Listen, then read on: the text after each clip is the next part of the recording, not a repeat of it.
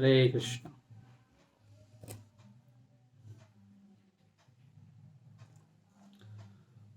ॐ अज्ञानतिमिरन्धस्य ज्ञानाञ्जनशलाकया चक्षुरुन्मिलितं तस्मै श्रीगुरवे नमः। श्रीचैतन्यमनोभीष्टं स्थापितं येन भूतले स्वयं रूपा कदा मह्यं ददाति स्वपदान्तिकं। वन्देऽहं श्रीगुरो श्रीयुतपदकमलं श्रीगुरून् वैष्णवं च श्रीरूपं सगजातं सहगण रघुनाथान्वितं तं सजीवम् सावधूतं सावधूतं परिणासहितं कृष्णचैतन्यदेवं श्रीराधाकृष्णपादां सहगणा ललिता श्रीविशाखान्वितांश्च। हे कृष्णा करुणा सिंधु दीनबंधु जगतपते गोपेश गोपीनाथ गोपीकांत राधाकांत नमस्तुते।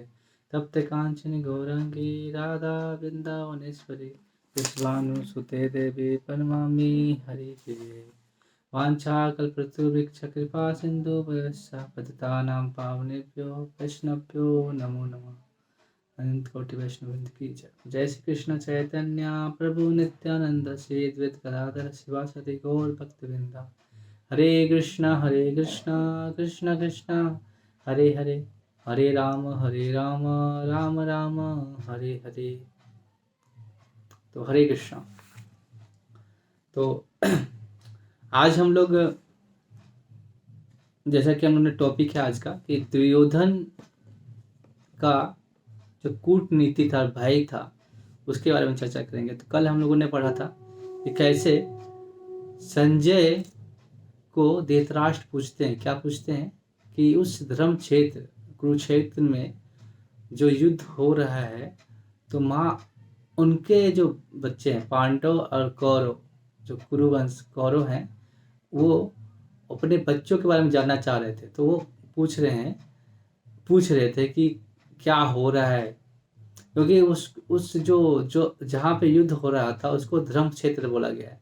तो धर्म क्षेत्र वो श्रुतियों में कहा गया है कि वहाँ पे देवता आके आहुति देते थे, जिसके कारण वो बहुत धर्म का क्षेत्र बन गया था। तो अगर अपना धर्म बढ़ाना चाहता है तो अगर उस क्षेत्र पे जाता है तो उसका धर्म बढ़ जाता है। तो धृतराष्ट्र को उसको पूछने का कारण यही था कि वहां पे जाके उनके पितरों का मन तो नहीं बदल गया, वो तो धर्म के क्षेत्र में नहीं तो नहीं बढ़ गए, ये जानने की उनके अंदर लालसा थी, अभिलाषा थी। इसलिए वो संजय से पूछते हैं कि ऐसा तो कुछ हो तो नहीं रहा। तो माम एका पांडुश्चैव किम करोति संजय, मतलब वहाँ क्या बोल रहे हैं कि जो पांडव और कौरव को अलग अलग पृथक रूप से उनके बारे में पूछते हैं। क्यों? क्योंकि वो जानना चाहते हैं, और पांडव और जो कौरव की जो अलग अलग मनसा अलग अलग कर रहे हैं, पहले ही पृथक कर रहे हैं, जो ईर्ष्या भावना उनके अंदर पली थी उसको जो हम फर्स्ट श्लोक में हम देखने का प्रयास किए थे। तो इसमें से पिछले श्लोक में हमने देखा कि कैसे प्रपाद इनके बारे में बताते हैं, एनोलॉजी देते हैं कि जिस प्रकार कोई अगर धान का खेत है तो उसमें जो खरपतवार उग जाते हैं, दूसरी प्रकार जो धर्म का क्षेत्र में कोई अगर अधर्म पैदा जाता है तो उसको चुन के जब तक निकालें तो धर्म वहाँ पे हो नहीं सकता। तो इसके लिए अर्जुन को भगवान ने भगवत गीता के द्वारा उनके जो कार्यकलाप, जो उनके अंदर संशय था, जैसे हम भी कोई धर्म के कार्य करते हैं तो हमारे अंदर संशय रहता है हम आगे क्या करना चाहिए, तो उसके बारे में भगवत गीता के माध्यम से, अर्जुन के माध्यम से मुख्यतः वो चीज़ जो हम जानना चाहते हैं वो हमको इस भगवत गीता के माध्यम से दे रहे हैं। तो हम आज सेकेंड श्लोक है भगवत गीता का। तो जो 2 से 11वां श्लोक है भगवत गीता में, इसमें जो दुर्योधन की जो भय है और डिप्लोमेसी है, मतलब कूटनीति, वो अपने आर्मियों में, मतलब जो आर्मी जो उनके सेना है उसके अंदर जो दिख रही है उसके बारे में बता रहे हैं, तो उसके अंदर भय क्या है। तो आज हम ये 2 श्लोक लेंगे, दूसरा तीसरा, और जानने का प्रयास करें तो किस प्रकार वो कूटनीति के माध्यम से अपने जो उनके जो सारथी थे जैसे भीष्म पितामह थे, द्रोणाचार्य हैं, और और भी जो राजा थे उनको कैसे कूटनीति के माध्यम से अपने पक्ष में लड़ने के लिए वो क्या करें, प्रेरित करें दुर्योधन। तो उसके बारे में पढ़ेंगे। तो जो आप अगर आगे पास गीता है तो आप सेकंड श्लोक निकाल सकते हैं और हम पढ़ेंगे उसको। तो ऐसे सेकंड श्लोक हम पढ़ रहा हूँ, मैं पढ़ रहा हूँ। संजय वाच दुष्टुम पांडवनिकं व्यूढ़ं दुर्योधनस्तदा आचार्यम् उपसंगम्यं राजा वचनम् आब्रवीत्। संजय वाच दुष्टतु पांडवानिकं व्यूढ़ं दुर्योधनस्तदा आचार्यम् उपसंगम्यं राजा वचनम् आब्रवीत्। हरे कृष्ण। तो आप आपके अगर कोई आप पढ़ना चाहते हैं श्लोक को तो पढ़ सकते, दोहरा सकते हैं। आप अपना माइक को अनम्यूट करके आप एक श्लोक को पढ़ना चाहते हैं तो पढ़ सकते हैं, रिपीट कर सकते हैं।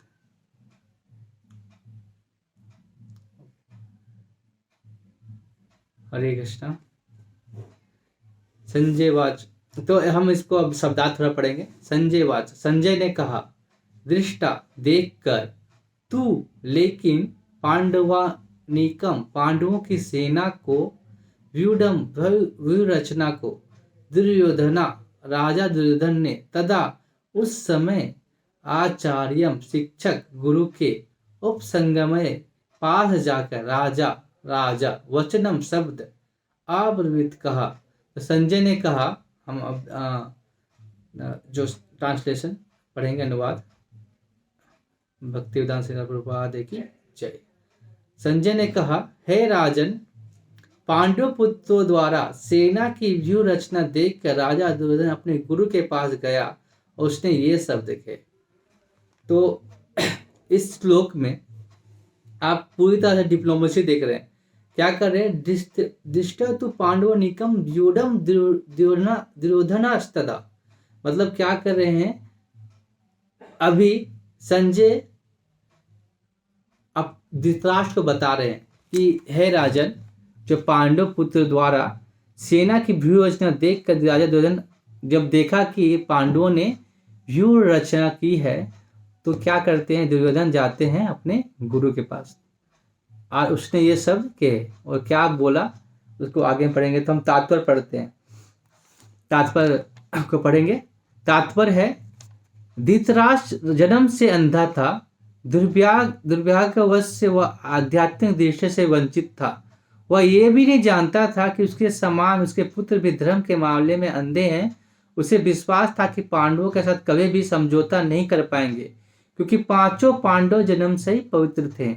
फिर भी उसे तीर्थ स्थान के प्रभाव के विषय में संदेह था। इसीलिए संजय युद्ध भूमि की स्थिति के विषय में उसके प्रश्न के मंतव्य को समझ गया। अतः वो निराश राजा को प्रोत्साहित करना चाह रहा था। उसने उसे विश्वास दिलाया कि उसके पुत्र पवित्र स्थान के प्रभाव में आकर किसी प्रकार का समझौता करने नहीं जा रहे हैं। उसने राजा को बताया कि उसका पुत्र दुर्योधन पांडव की सेना को देखकर तुरंत अपने सेनापति द्रोणाचार्य की वास्तविक स्थिति से अवगत कराने गए। यद्यपि दुर्योधन को राजा कहकर संबोधित किया गया है तो भी स्थिति की गंभीरता के कारण उसे सेनापति के पास जाना पड़ा। अतएव दुर्योधन राजनीतिक के बनने के लिए स्वतः उपयुक्त था, किंतु जब उसने पांडवों की व्यू रचना देखी तो उसका यह कूटनीतिक व्यवहार उसके भय को छिपा ना पाया। तो प्रभुपाद इसमें लिख रहे हैं तात्पर्य में कि धृतराष्ट्र के बारे में कि धृतराष्ट्र जन्म से भी अंधा था, मतलब जन्म से तो उनके आंखें नहीं थी और उनके अंदर ईर्ष्या और जो द्वेष था उसी के कारण उनको ऐसा प्राप्त हुआ कि उनके अंदर भी क्या था? द्वेष और घृणा भरी हुई थी पांडवों के प्रति। तो धृतराष्ट्र भी नहीं चाहते थे कि पांडव राजा बने। वो दिखाते थे कि वो मेरे भतीजे हैं, लेकिन अंदर से वो क्या चाहते थे कि दुर्योधन राजा बने। इसीलिए वो बार बार क्या पूछ रहे हैं, संजय को पूछ रहे हैं कि वहाँ जो धर्म क्षेत्र में गए हैं मेरे पुत्र, उनके अंदर कोई ऐसा भावना तो नहीं आ गया कि समझौता करने तो नहीं चले गए। ये उनको डर में बैठा हुआ था धृतराष्ट्र को। तो संजय समझ गए कि वो इसलिए पूछ रहे हैं सवाल कि वो जानना चाह रहे हैं कि वहाँ की स्थिति को। तो संजय उनको प्रोत्साहित करते हैं, निराश ना हो जाए, प्रोत्साहित करते हैं और उनको विश्वास दिलाते हैं कि ऐसा नहीं होगा, कि आपके पुत्र इतने द्वेषी हैं, इतने ईर्ष्यालु हैं, इतने तो उनके अंदर इतनी जल्दी भावना तो आएगी नहीं, तो इसीलिए आप चिंता ना करें, वो समझौता नहीं करेंगे। तो दुर्योधन तो कभी भी समझौता करने के लिए राजी नहीं हुआ, क्योंकि अगर हम देखेंगे कि जड़ जैसा होता है, हम जैसे देखते हैं कि फल कैसे प्राप्त होता है। अब जड़ जैसा, जड़ मतलब क्या, धृतराष्ट्र जो दुर्योधन के जड़ के समान है, दुर्योधन उन्हीं से आए हैं। तो धृतराष्ट्र का जो वो जड़, जो पौधा वैसा ही है, तो फल कैसा लगेगा, वैसा ही लगेगा ना, कसेला, कड़वा फल लगेगा, मीठा फल तो नहीं लगेगा। तो कितनों भी वो कोशिश कर ले, कितनों भी हम प्रयास कर ले कि अगर नीम के पेड़ में आम तो नहीं लगेगा, तो उसी प्रकार ये जो दुर्योधन है वो कभी समझौता के लिए नहीं मानेगा। उनको पता था संजय को, तो संजय ने बोला आप निराश ना हो, वो आपके वो समझौता करने का प्रयास नहीं करेगा। तो फिर आगे उन्होंने बोला, तो वो क्या देखा कि पहले उनको यहाँ पे इस श्लोक में राजा करके संबोधित किया जा रहा है दुर्योधन को। तो राजा करके संबोधित करने के बाद वो क्या बोल रहे हैं, तो वो क्या, क्योंकि वो गंभीरता के कारण उनको राजा बनाया गया, लेकिन वो क्या कहा जा रहा है, सेनापति। जो फर्स्ट दिन के जो सेनापति थे, द्रोणाचार्य को बनाया गया था, तो वहां पे जाते हैं सेनापति के से पूछने के लिए, बात करने के लिए। तो दुर्योधन अपना राजनीतिक प्रयास करते हैं। तो उन्हें जब मतलब पहले तो बहुत खुश होते हैं कि चलो हमारे पास द्रोणाचार्य, भीष्म पितामह, लेकिन जब वो व्यूह रचना देखते हैं पांडवों का, तो उसके अंदर क्या आता है, भय आ जाता है कि ये व्यूह रचना को कौन तोड़ेगा। तो दुर्योधन का मेन था कि दुर्योधन क्या चाहते थे कि जो द्रोणाचार्य थे और जो भीष्म पितामह थे, उनका तो वो तो अंदर से पांडवों को प्रेम करते थे, और जानते थे कि वो कितनों हमारे तरफ से लड़ रहे हैं, लेकिन वो क्या कर रहे हैं, वो पांडवों से उनका भी प्रेम है, प्रेम के कारण वो उनके कुछ नहीं करेंगे। क्योंकि लेकिन एक और था, उनको विश्वास था कि जब द्रौपदी का चीरहरण हो रहा था, तो उन दोनों भी शांत बैठे थे, चुपचाप थे। तो इसके वजह से उनको था कि वो चुपचाप बैठे थे, इसीलिए उनको इनके तरफ से लड़ना पड़ेगा। तो आगे हम लोग देखते हैं कि आगे क्या होता है थर्ड श्लोक में। तो इस श्लोक में आपको किसी को टिप्पणी करनी है, कुछ पूछना है तो पूछ सकते हैं, फिर हम लोग आगे बढ़ेंगे। हरे कृष्णा। या कोई अभी आए हैं तो मैं एक बार रिपीट करता हूँ, फिर से रिपीट करना है क्या? ओह, ओके ओके ओके ओके माता जी। तो जो हम इस अध्याय में जो हम श्लोक पढ़ रहे हैं, 2 से 11वां श्लोक, तो इसमें दुर्योधन का भय और कूटनीति विचार देखेंगे कि कैसे दुर्योधन अपने कूटनीतिक विचार से और अपने अंदर भय पैदा हो रहा है पांडवों को देख के, तो वो अपने उस भय को क्या कर रहा है, कूटनीति से उसको जाहिर नहीं दे रहा है। और वो क्या कर रहा है, जो उनके सेनापति हैं भीष्म पितामह, द्रोणाचार्य, उसको उनका यूज करना चाहता है। जैसे क्या होता है, जो लोग, जो ईर्ष्यालु लोग रहते हैं, क्या करते हैं, वो जो अच्छे लोगों के क्या कान भरने वाला सिस्टम है, कान भर मतलब क्या करते हैं, उसको प्रोत्साहित करते हैं कि तुम कर सकते हो, तुम ऐसा कर सकते हो, ऐसा करके उनको बढ़ावा देते हैं और उनको करवा लेते हैं काम। तो वो ऐसा प्रयास करे। कूटनीतिक होता है, एक होता है राजनीतिक, जो अच्छे तरीके से किया जाता है, और कूटनीति मतलब अपने स्वार्थ के लिए किसी को यूज करना। तो ये काम किसका था, दुर्योधन का। तो पहले तो वो देखा कि पांडव ने, और पांडवों का व्यू देखा तो उसे भय उत्पन्न हुआ। तो वो कहाँ जाते हैं, द्रोणाचार्य के पास जाते हैं और उनसे पूछते हैं, उनसे बात करते हैं व्यू रचना के बारे में, क्योंकि उनको भय हो गया कि व्यू रचना तो बना दिया, इसको तोड़ेगा कौन, उसके अंदर ये भय उत्पन्न हो रहा है। उसके अलावा इसमें एक और चीज़ बताया गया कि धृतराष्ट्र के बारे में, कि धृतराष्ट्र जन्म से अंधे थे।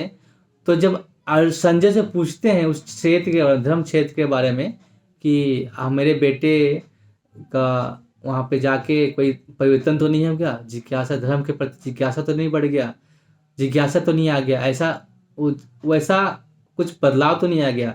तो संजय समझ जाते हैं कि ये जानना चाह रहे हैं अपने पुत्रों के प्रति कि वो बदल तो नहीं गए, लेकिन संजय उनको प्रोत्साहित करते कि नहीं, ऐसा कुछ नहीं हुआ है, वो दुर्योधन तो समझौता करने वाले नहीं है और ऐसा कुछ, वो युद्ध के लिए तैयार है।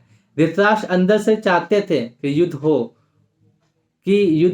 और युद्ध हो के मैं राजा बनूं, मतलब वो भी फिर भी वो आसक्त थे अपने राष्ट्र के प्रति, चाहे उनके बेटे, उनको कोई अपने बेटों से ज़्यादा मोह किस में था, आसक्त किस में थे, अपने राज्य के प्रति। इसीलिए बार बार वो हम हमेशा जब भी किसी अगर कोई राजा है, अगर मोह में है, किसी के अंदर आसक्त है, तो कभी वो न्याय निर्णय नहीं ले सकता, चाहे कोई भी हो। और किसी के प्रति आसक्त है, किसी के प्रति मोह है, तो कोई भी वो कभी भी अच्छी तरह से डिसीजन नहीं ले सकता। तो वैसा इसीलिए आप देखते हैं हर बार धृतराष्ट्र को मौका मिला, वो चाहते थे तो लाक्षागृह का जो मांडव का जो लाक्षागृह में गए थे उनको रोक सकते थे, और जो दूध कीड़ा हुआ उसको रोक सकते थे, लेकिन उन्होंने नहीं किया क्योंकि उनके अंदर में भी क्या था, अभिलाषा थी, वो चीज़ राष्ट्र को पाने की इच्छा थी, इसके वजह से। तो हम नेक्स्ट श्लोक में देखेंगे तो क्या कहते हैं। कोई अगर किसी के पास भगवत गीता है तो साथ में रख सकते हैं, आप रिपीट कर सकते हैं। पश्यातां पाण्डुपुत्राणाम् आचार्यं महतिं चमुमं व्यूढं द्रुपदपुत्रेण तव शिष्येन धीमता। पश्यातां पाण्डुपुत्राणाम् आचार्यं महतिं चमुमं व्यूढं द्रुपदपुत्रेण तव शिष्येन धीमता। पश्यातां पाण्डुपुत्राणाम् आचार्यं महतिं चमुमं व्यूढं द्रुपदपुत्रेण तव शिष्येन धीमता। आप कोई पढ़ सकते हैं, रिपीट कर सकते हैं।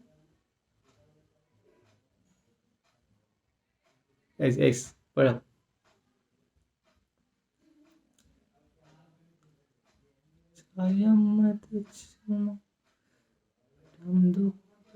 पुत्रे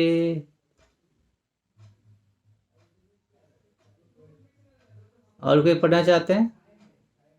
ओके, अच्छा पढ़ो।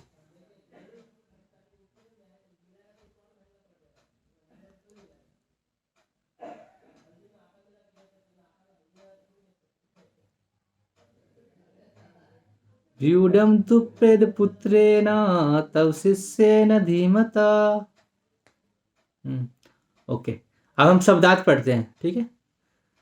पश्य देखिए, एताम इस,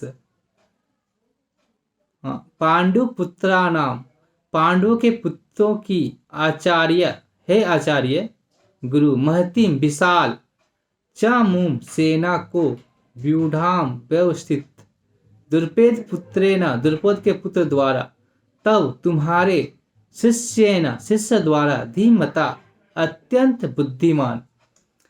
हरे कृष्ण। हम इसका अनुवाद पढ़ते हैं। तो अनुवाद हमारे हिज डिवाइन ग्रेस भक्ति उदान श्रील प्रभुपाद के द्वारा किया गया है। तो हम श्रील प्रभुपाद की जय, उसके बाद हम लोग शुरू करते हैं। तो अनुवाद है इस प्रकार से। हे आचार्य, पांडु पुत्रों की विशाल सेना को देखें, जिसे आपके बुद्धिमान शिष्य द्रुपद के पुत्र ने इतने कौशल से व्यवस्थित किया है। तो आपको पता है द्रुपद के पुत्र कौन थे? धृष्टद्युम्न। धृष्टद्युम्न के बारे में बता रहे हैं दुर्योधन कि देखिए आप इतना विशाल सेना आप देख रहे हैं, आप किसने किया है? क्यों बोल रहे हैं कि आपके शिष्य ने किया है? वो क्या बताना चाहते हैं पता है? क्यों क्या बताना चाहते हैं? क्योंकि आपको पता है कि द्रुपद के पुत्र के मतलब ऐसा बोला गया, द्रुपद ने ऐसा क्या बोला था, मतलब उनको वादा किया था, श्राप दिया था कि मेरा पुत्र ही तुम्हारे मृत्यु का कारण बनेगा। फिर भी द्रोणाचार्य ने दुष्टधुम्न को धनुर्विद्या सिखाई। तो वो दुर्योधन उनको याद दिलाना चाह रहे हैं कि आपको पता था कि आपका मृत्यु का कारण कौन है, धृष्टद्युम्न है, फिर भी आप, इसलिए बोल क्या रहा है, आप बुद्धिमान शिष्य द्रुपद के पुत्र, वो उनको उनको बताना चाह रहा है कि यह आपके मौत का कारण बनने के कारण भी आप उनको क्या शिक्षा दे रहे हैं, शिक्षा दिए हैं कि धनुर्विद्या का। तो आपको स्टोरी पता नहीं है, मैं अगर होगा तो ठीक है, लेकिन बताता हूँ कि द्रुपद पुत्र के, द्रुपद और द्रोणाचार्य के साथ क्या था। तो दोनों साथ में पढ़ते थे, एक साथ में गुरुकुल में। तो उस समय द्रुपद ने बोला था उनको कि आप द्रोणाचार्य को कि कभी तुम्हारा जरूरत पड़े, कभी तुम्हारा मतलब मैं अगर कुछ काम आ पाऊँ तो तुम मेरे पास आके कुछ भी सहायता मांग सकते हो। तो द्रोणाचार्य जाते हैं द्रुपद के पास। तो वो तब उनको द्रुपद बहुत इंसल्ट अपमानित करते हैं कि मैंने तो उस समय बोल दिया बचपन में, तो उस बात को लेकर क्या आ गया, कभी दोस्ती होता है क्या एक राजा और एक गरीब में। ऐसा उन्होंने अपमानित किया उनको, ऐसा बोल के अपमानित करके उसको कुछ नहीं दिया। तो उसी में द्रोणाचार्य को निकाल दिया। तो द्रोणाचार्य फिर इधर आते हैं, यहाँ पे हस्तिनापुर में आके। तो उन्होंने देखा था जो उनके पुत्र थे अश्वत्थामा को, वो क्या खिलाते थे, आटा का क्या मिला के पिलाते थे उसको। तो द्रोणाचार्य उस समय प्रतिज्ञा लेते हैं कि मैं आपको अपने शिष्य से क्या करूंगा, शिष्य से लड़ा के आपको हराऊंगा। तो वही अर्जुन को शिक्षा दे के वो सेना पहुंचते हैं द्रुपद को मारने के लिए। द्रुपद उस समय हारता है। तो द्रुपद भी फिर प्रतिज्ञा लेते हैं कि मेरा पुत्र ही आप तुम्हारे मृत्यु का कारण बनेगा। तो द्रुपद यज्ञ कराते हैं, यज्ञ, उसी से द्रौपदी और धृष्टद्युम्न पैदा होते हैं।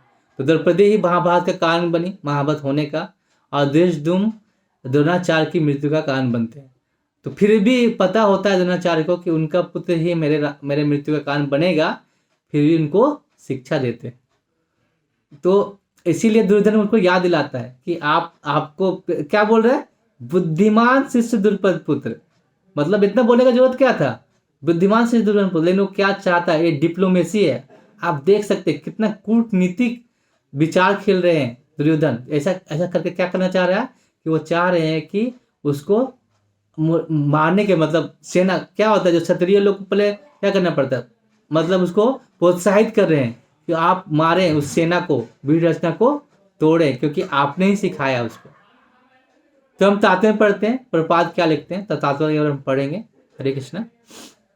परम राजनीतिक दुर्योधन महान ब्राह्मण सेनापति द्रोणाचार्य के दोषों को इंगित करना चाहता था। अर्जुन की पत्नी द्रौपदी के पुत्र राजा द्रुपद के साथ द्रोणाचार्य कुछ राजनीतिक झगड़ा था। इस झगड़े के फलस्वरूप द्रुपद ने एक महान यज्ञ संपन्न किया, जिससे उसके एक ऐसा पुत्र प्राप्त होने का वरदान मिला तो जो द्रोणाचार्य का वध कर सके। द्रोणाचार्य इस भली भांति जानता था, किंतु जब द्रुपद का पुत्र धृष्टद्युम्न युद्ध शिक्षा के लिए उसकी सौंपा गया तो द्रोणाचार्य ने उसे अपने सारे सैनिक रस प्रदान करने में कोई झिझक नहीं हुई। अब धृष्टद्युम्न कुरुक्षेत्र के युद्धभूमि में पांडवों का पक्ष ले रहा था। उसने द्रोणाचार्य से जो कला सीखी थी उसी के आधार पर उसे व्यूह रचना की थी। दुर्योधन ने द्रोणाचार्य की इस दुर्बलता की और इंगित किया जिसे वह युद्ध में सजग रहे और समझौता ना करे। इसके द्वारा द्रोणाचार्य को यह बताना चाह रहा था कि कहीं वह अपने प्रिय शिष्य पांडवों के प्रति युद्ध में उदारता ना दिखा बैठे। विशेष रूप से अर्जुन उसका अत्यंत प्रिय तेजस्वी शिष्य था। दुर्योधन ने यह भी चेतावनी दी कि युद्ध में इस प्रकार की उदारता से हार हो सकती है। मैंने जो बताया कि धृष्टद्युम्न को शिक्षा दिया, सब कुछ रहस्य प्रदान कर दिया उनको, और तो वही दुर्योधन बता रहा है, इंगित कर रहा है कि यही आपकी खामी थी, आपके इसी खामी की वजह से वो रचना कर रहा है, आपने सिखाया क्यों उसको। तो उसको बोला कि आप फिर उदार मत होइए पांडवों के प्रति, अपने दया भाव मत दिखाइए कि युद्ध हो रहा है, अगर आप ऐसा करेंगे तो हम हार जाएंगे। तो ये कूटनीतिक है। आप सोचो कि आपके गुरु हैं, आप देखो ये अपने युद्ध जीतने के लिए भी क्या कर रहा है, गुरु का अपमान, मतलब गुरु को उनको उनके दोस्तों के प्रति इंगित कर रहा है। तो आप देख सकते हैं कितना भयभीत है दुर्योधन उस व्यूह रचना से। तो ये इसका इसका मतलब जो लोग क्या करते हैं, जो लोग भय में होते हैं और किसी से काम नहीं यही यही करते हैं, क्या करते हैं, दूसरों के माध्यम से उसको उकसाने का प्रयास करते हैं। कितने द्रोणाचार्य क्यों फंसे थे? क्योंकि उनको भी अश्वत्थामा का मोह था अपने बेटे के प्रति। अश्वत्थामा दुर्योधन का मित्र था और इसी दोष के कारण, अब इसी मोह के कारण वो फंसे हैं और धृतराष्ट्र अपने बेटे के मुंह पर फंसे हैं और सारा मोह से ये महाभारत का खेल हो गया।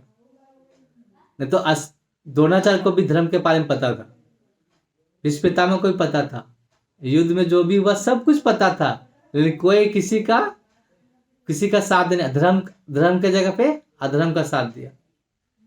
तो ये क्यों हुआ? क्योंकि सबसे पहले तो भीष्म पितामह ने ब्रह्मचारी का व्रत ले लिया, तो अगर वो बैठ जाते गद्दी पे तो कुछ होता नहीं। और उसका दूसरा गलती भीष्म पितामह ने किया कि जब द्रौपदी का चीरहरण हो रहा था तो क्या कर रहे थे, वो सिर्फ देख रहे थे। तो क्यों देख रहे थे? क्योंकि उन्होंने उस हस्तिनापुर का नमक खाया था। और जो कोई अगर जिसका घर का अगर अनाज खा लेता है, क्या होता है, उसका क्या हो जाता है, उसका गुलामी की भांति काम करना पड़ता है।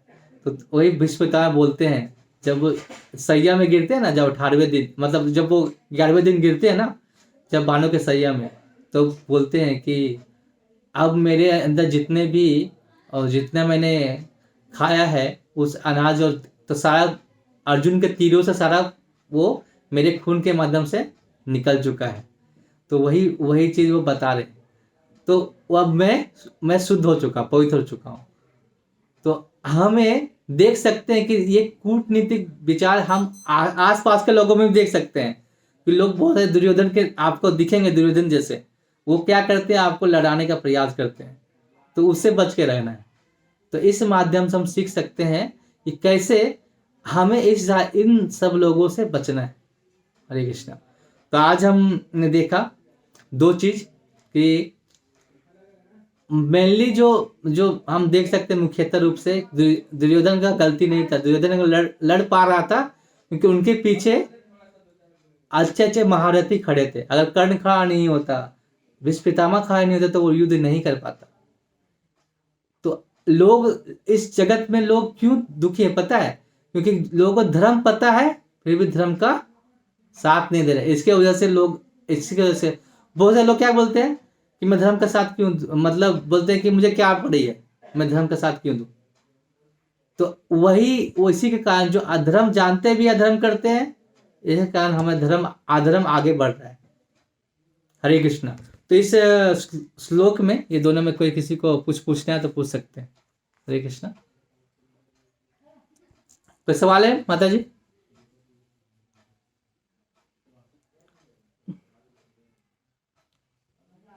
हाँ हाँ, वो क्या था, द्रोणाचार्य जब गुरुकुल से वापस आते हैं तो उनके पास धन नहीं होता कुछ खाने के लिए। तो अश्वत्थामा को वो आटे को घोल के उसमें पिलाते हैं उनको। आटा का घोल पिलाते हैं, कुछ दूध पिलाने का नहीं होता उनके पास। तो उतनी गरीबी होने के कारण वो एक बार जाते, द्रुपद उनके मित्र होते हैं ना, तो उनके पास जाते हैं कि मुझे आप हेल्प करो। तो बोलते हैं कि नहीं, मैं बचपन में बोला था, वो तुम क्यों अभी मान रहे हो, मैं कुछ हेल्प नहीं करना। आप तुम गरीब हो, हम अमीर है तो कैसे दोस्ती होगा? ऐस हरे कृष्णा। ऐस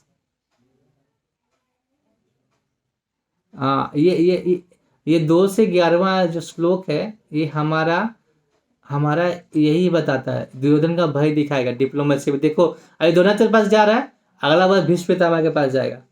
और सबको वो क्या चाहता है कि उनको उनको ऐसा लग रहा है ना, उसको कि डर लग रहा है कि ये तो इन लोग सब पांडवों का प्रिय हैं, सब तो पांडव उनको प्रिय हैं, तो ऐसा ना हो कि अपने उनको छोड़ दें। इसलिए सबके पास जाके बात करता है वो, डर से, और कूटनीतिक विचार करता है। हरे कृष्णा। कोई और माता जी, प्रभु जी?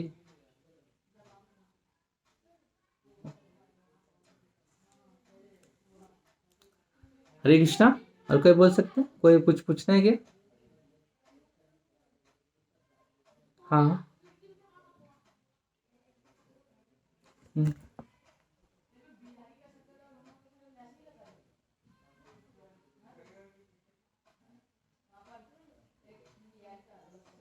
हम्म। हम्म। हम्म। हम्म। हम्म। हम्म।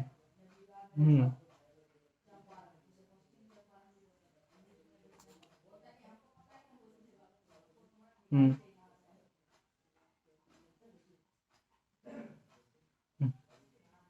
हम्म। हम्म। दो चीज होता है माता जी।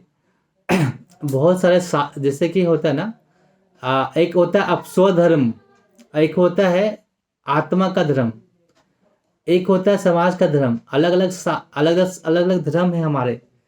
तो वो अपने स्वधर्म में सही थे कि उनका प्रतिज्ञा था कि मैं इस राजगद्दी में जो बैठेगा उन्हीं का मैं पालन और रक्षण करूंगा। लेकिन वो समाज के प्रति जो धर्म का कार्य था ना, जो धर्म के कार्य में धर्म के प्रति वो गलत गलत था उनका। वो उनका धर्म स्वधर्म सही था, लेकिन जो आत्मा जो जो आत्मा का धर्म होता है ना, धर्म का बात आता है, तो आपका धर्म उस धर्म से, अब जो धर्म जो आत्मा का धर्म उससे ऊपर होता है, सबसे ऊपर होता है स्वधर्म से।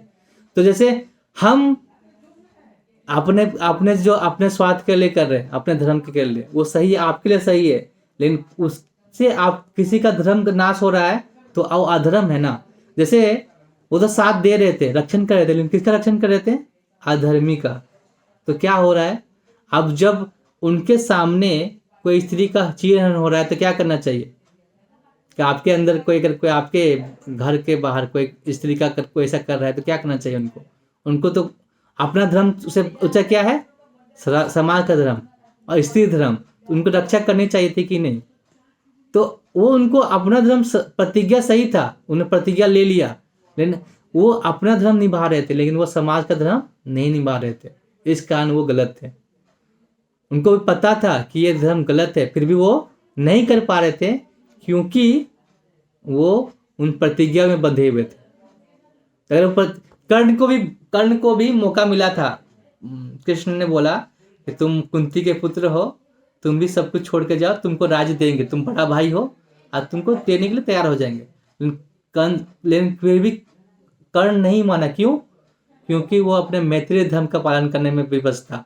वो बोल रहा था कि नहीं, ये तो हम लोग भी क्या करते हैं, जो हमारा जो देह का धर्म है ना, उसको निभाने में जाते हैं, और आत्मा का धर्म भूल जाते हैं। तो उसी के कारण वो फंसे हुए थे। क्या कि भीष्म पितामह पार्षद। यस माता जी।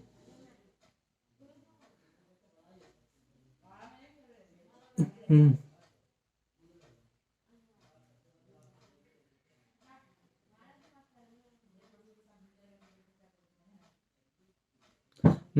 देखिए इस। हम्म। हम्म। हम्म। हम्म। हम्म।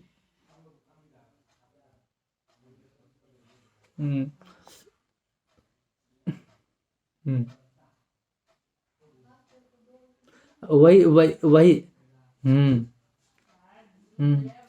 क्या है, जो ये सारी चीज हो रहा था, वो आपको पता है ना, महाभारत का जो जो महाभारत का जो भी सेट जो भी युद्ध हुआ, वो पिछला जो शांतनु महाराज ने जो स्टार्ट किया था, वो बहुत पहले से वो जमा होके आ रहा था।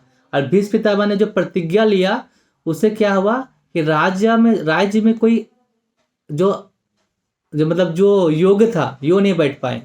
तो भीष्म पितामह बैठ सकते थे, लेकिन और उसके अंदर क्या है, जो प्रतिज्ञा ऐसे ही ले लिया उन्होंने कि हम रक्षण करेंगे। कौन कौन राज्य कर रहा है उसका कुछ व्यवस्था नहीं लिया, कोई मतलब कुछ ऐसा सोचा ही नहीं, और ऐसे भी ऐसे दे दिया। इस कारण तो अज्ञानता नहीं कर सकते, वो अपना स्वधर्म पालन कर रहे थे, और उनको अपना जो समाज का धर्म को छोड़ के क्या कर रहे थे, अज्ञानता का कर रहे थे। अब अगर महाभारत पढ़ोगे, तो वो मेनली क्या थे कि वो भी फंसे हुए थे अपने धर्म के प्रति। तो अज्ञानता नहीं वो, लेकिन क्या था कि जैसे कि आप कोई किसी बुरे लोगों का घर में खाना खाते हो तो वैसे ही बन जाते हो, उसके अंदर आपकी हो जाती है गुलामी की दास्ता की भावना। तो उनके अंदर वही हो गया था, इसीलिए उस समय उस दूध कीड़ा में कुछ बोल नहीं पाए। हाँ। हम्म हम्म हम्म हम्म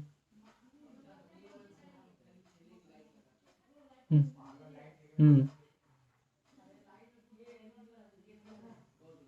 हम्म हम्म हम्म। हाँ, वरना संकर तो हो गया ना वो।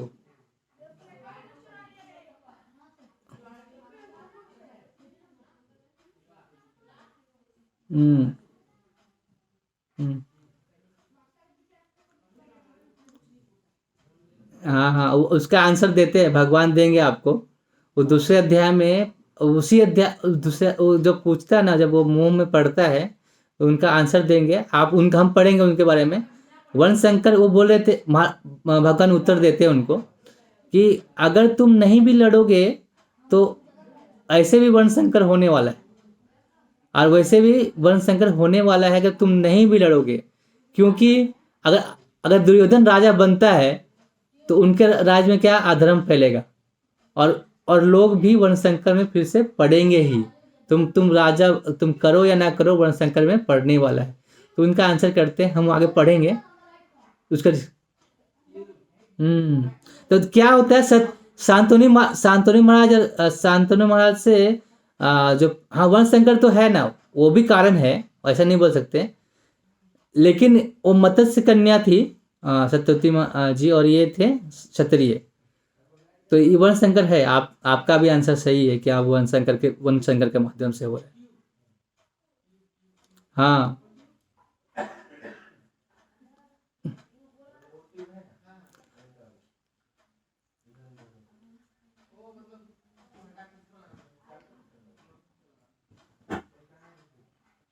हाँ।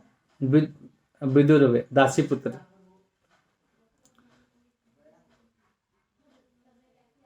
हम्म। तो अब तो ऐसा है कि अब देखो, जब वो पुत्र की प्राप्ति नहीं कर पाते तो ब्यास जी आते हैं।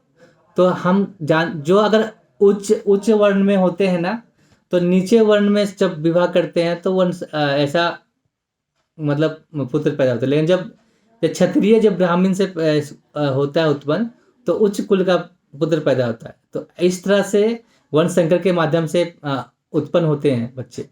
तो वंश संकर का हम डिस्कस करेंगे इसके बारे में थोड़ा। मैं उन बताऊंगा, जब वंश संकर का चैप्टर आएगा ना, मैं उसमें अच्छे से बताऊंगा। ओके, ठीक है। हरे कृष्णा। तो टाइम हो गया अभी है क्लास का। और कुछ पूछना है माता जी, गीता माता जी? आवाज नहीं आ रहा आपका, आवाज नहीं आ रहा, आवाज नहीं आ रहा। ओके। हरे कृष्णा। तो एक बार हम चैंट करके, हरे कृष्णा कृष्ण कृष्ण हरे हरे, हरे राम राम राम हरे हरे। शिला प्रभुपाद की, श्रीमद् भगवद गीता की, समेत भक्त वृंद की जय। हरे कृष्णा।